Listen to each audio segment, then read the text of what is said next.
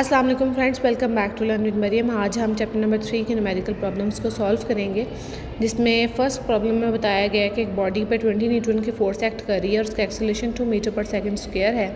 तो इसका मैथ क्या होगा। हम यहाँ पे F=ma का फार्मूला यूज़ करेंगे और वैल्यू को पुट करके आंसर निकालेंगे।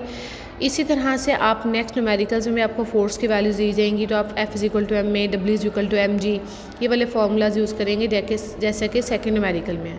थर्ड न्यूमेरिकल में आपसे पूछा है कि एक बॉडी है, उसका मास 10 kg है, तो उसके लिए कितनी फोर्स चाहिए होगी कि वो गिरे नहीं।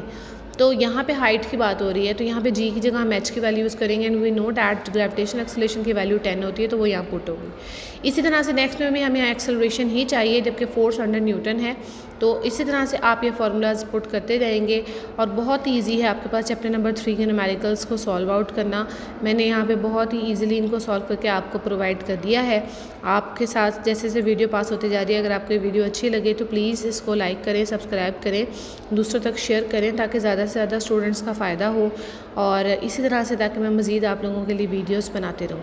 तो यहाँ पे भी देखें 2 मैसेज दिए गए हैं आपको और ग्रेविटेशनल एक्सेलरेशन दिया गया है। तो आपसे यहाँ पर टेंशन की जो धागों से ये मैथ लटक रहे हैं वो टेंशन कितनी होगी और एक्सेलरेशन मांगा है।